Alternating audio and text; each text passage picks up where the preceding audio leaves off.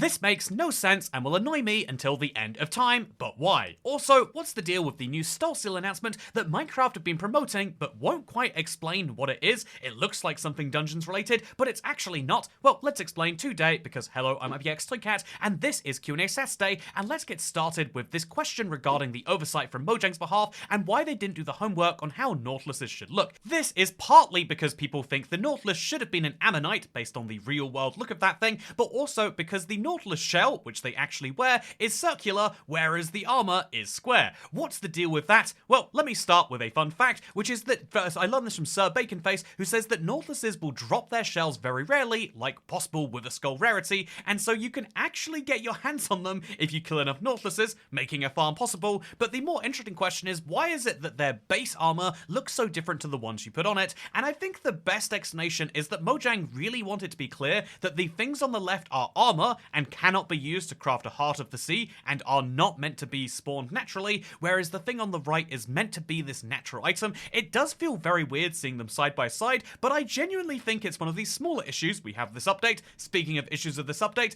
why does it look worse than literally any fan-made speed? Why is it so fat and bulky? Well, I guess I did say I'd be taking your comments about the spear, and so what do I say here?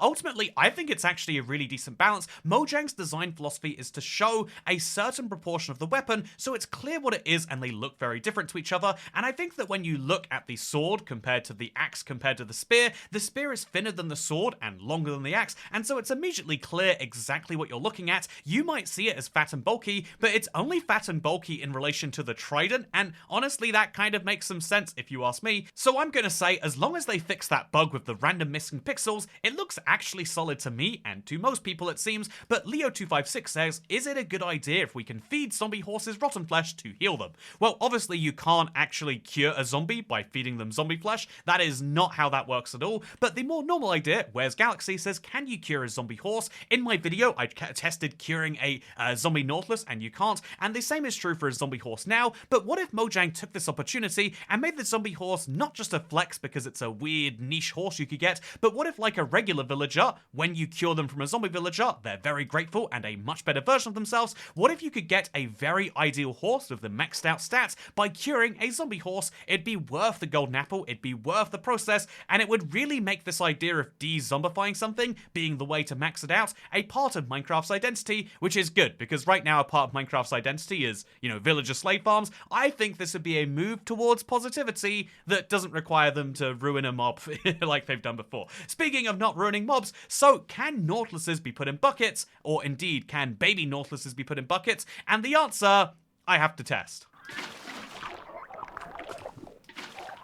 Nope, these are all the buckets that we have now, and that's all the buckets we will have, I guess. It kind of doesn't make any sense that we can put an axolotl out and into a bucket, but not a baby Nautilus, but I don't make the rules, I'm just telling you what they are. By the way, Wario Dude asks, do you think you'll be able to throw the spear at any point before the drop fully releases? So we do have until December, until it's actually available for day-to-day players, but will you be able to throw the spear in that time? I think the answer clearly seems to be no. They are leaning into making fast movement one of the parts of the identity, kind of making it more of a mace than a trident, if we're being honest. And honestly, that is a fine idea, because if they make the spear throwable and make it the best throwable, then what is the point of the trident existing? Personally, the thing I would do, and I still think there's room for this, that currently there's only one unique enchantment for this, as opposed to 3 for the trident and for the mace, and so I think it's entirely possible that we see extra enchantments. Maybe one of them allows you to throw your spear. This could allow for crazy possibilities if you're at high speed, and honestly, because it wouldn't come with loyalty, it would still make the trident the best in that case. But will that happen? Honestly, I would bet that it's unlikely at this point. By the way, FBFC says, I don't think the spear was made bad so they can improve it later. They just made a second mace so it has a great niche use, but it's useless in normal combat, which makes me very disappointed. They had the chance to make a competitor to the sword. Well, I would actually say that you don't want to make the spear a direct competitor to the sword, but instead that it should be a viable combat weapon in its entire own way, right? Like, you should never want to craft a spear over a sword because it costs half as many ingots, which is a very crucial difference there. But yeah, I think that actually the spear in its current form seems kind of weak when you hear about how little damage the jab does and how hard it can actually be to pull off a charge. But then I saw something really fun that may or may not be intentional, but Heuristic shared that spears actually have hitboxes that are massively larger for most mobs. Again, for PvP that could be different, but it means that actually the spear is a much less precise weapon, and therefore it's even better at just defending yourself. In other words, the spear is a perfect defensive weapon because you can attack from further away and less precisely, and therefore it's a weird defense weapon that has this mega offensive built into it. That is a very, very strange way to do something, but I think that does fix the original sin of the mace, being that it's too niche and only for very, very big win more situations. So is the spear going to be incredible? It's definitely going to be this niche tool, but yeah, as far as it sits right now, on Bedrock, where we don't have Sweeping Edge at time of recording, the spear does seem like it's almost a bit OP, but that's how new weapons and items should be. I think that Minecraft does struggle a bit with balance, and I think the mace is the biggest point of this, that like, yeah, how often do you see people really using the mace in day-to-day survival, even when they get one? And hopefully the spear, at least on Bedrock, should fix that. On Java, whole different game with the Sweeping Edge on swords versus not. But on Bedrock, very, very curious. Speaking of on Bedrock very curious, you might have seen this announcement from Seal. It got 40,000 views in just a couple of days, but they are very, very loose with what it is they're actually announcing, with the head of Minecraft saying, let's go, the start of something new. What is the start of something new? Indeed, even David says, I wonder what this is. This is Cornerheart, the head of Realms. And so we have little teasers, but all we can see from the account is that it's by Nox Crew. What is it that they are making? Well, if you are if you're paying attention, you might have noticed the new Capture the Flag server that temporarily ran this week, and also if you are Smokey Stack, a data miner, or you just follow him, you might have noticed that actually there is a brand new featured server that has the exact same name, Soul Steel. That means that Soul Steel is going to be a brand new game mode coming as a featured server, just like how Enchanted Dragons is, which means that like Enchanted Dragons, it might be a paid game mode or an always running kind of game mode. However, because it's Nox Crew, who, if you don't know, made the MC Championship Island map that was available on Bedrock to get that cape for a while, they also know that just having something that's paid is going to get a lot of bad will, whereas you could get some goodwill by taking, say, the most popular free server that's ever existed, Sands of Time, and making something like that. If you want more proof that this is vaguely what they're getting down with, look at this image again and notice the chest, notice the coins, and notice the skeleton look a lot like they come from that server, and all of a sudden, we might just be in for the best Bedrock featured server yet, because the current ones, I played them all recently, they didn't impress me as much as I would love to be impressed. By the way, speaking of wanting to be impressed, I shared the fun meme about the idea that maybe Mojang are just, sharing these leaks in just a small enough way that they can get the community excited, and Elreach says, well, this theory would be functional if it weren't for the fact that Mojang spends so much on ads anyway, and they see them constantly. But here's the thing, right? Leaks get spoken about so much more. They generate hype and buzz and word of mouth advertising so much more than anything that Mojang have ever officially done, and so I still don't think that they are officially doing them, but I think that they probably politely tolerate them because of all the goodwill marketing, because goodwill marketing is so important to Mojang that, as Jay Wolster says, they pay YouTubers who already play Minecraft to make ads for the update. In fact, they don't just pay some small YouTubers. They used to pay people with like a few hundred subscribers. They pay two of the biggest YouTubers on the platform. Here is Mumbo Jumbo making an ad for the Copper Age, where he says a slur.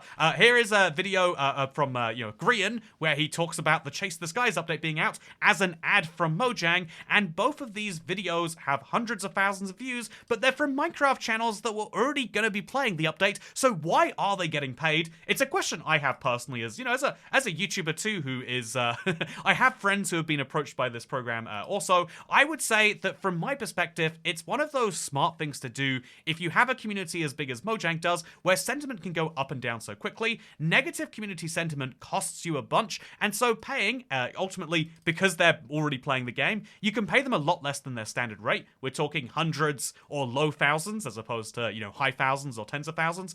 If you can pay people way less than their standard rate to talk about something they probably want to, and then 5 million people will go, oh, yeah, I guess this update is cool. My favorite YouTuber thinks so, and I therefore think that it is probably money smartly spent. Obviously, it's something that is very hard to put a monetary value on, but when you see that your favorite YouTuber likes an update, maybe you'll be more likely to like it too. I guess if you believe that influencers really influence, then that would be the logical conclusion. Speaking of influencers influencing, did 4J really make the Mario Mashup Pack textures? I thought that Mojang completely abandoned them after the Bedrock Better Together update. If you haven't seen these textures yet, here's what they look like. But yes, they really are still updating lots of their texture packs and mashup packs. They have no obligation to do so, and it's an absolute nightmare. But even though Mojang got rid of 4J from the base game, they could have hired some of the studio or kept them making Bedrock. And if they had, by the way, I'll stand to the fact that Bedrock would be awesome on consoles. It'd be optimized for phones, separately to consoles, separately to the PC. They'd have a wonderful UI that worked on all of the platforms,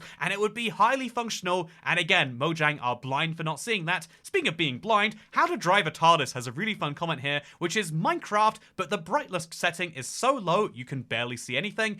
This is a fun idea, kind of in response to my playing Minecraft Switch with the lowest render distance, and for so long I've resisted this idea because it would just look really bad on stream, right? But I've kind of decided recently, it's an idea that's so bad and is so obviously bad for so many reasons that rather than just saying it's a bad idea, I think we have to do it as a piece of basically performance art. So guess what? Next week, before we get back to Sky Glue, that'll be fun, but next week we're going to play Minecraft with the brightness set to minimum, and it's going to be terrible. And yes, this is how I promote live streams. I hope you're enjoying it. But yeah, I think to kind of summarize today, I have seen a lot of things to do with the spear, which is exactly what we want to see right here. But again, everything we're seeing about the spear right now is kind of one-sided and talking about Java. I think all of our real questions about where does it fit in combat, is it underpowered, is it overpowered, will you actually want to use it, genuinely they're going to come from the Bedrock implementation, and hopefully that Bedrock implementation comes alongside all sorts of combat things.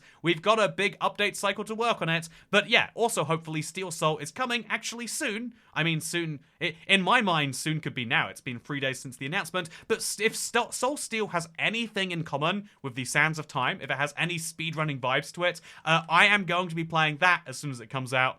Probably not on minimum brightness though. Anyway, with that said, thank you for watching today's video. I hope you all enjoyed it. I am going to be in Wales as you watch this part of the video, and I'm going to be taking a little bit of a weekend off while we wait for the Bedrock thing to come out, because that is going to be very hype. So thank you and have a good night. Bye.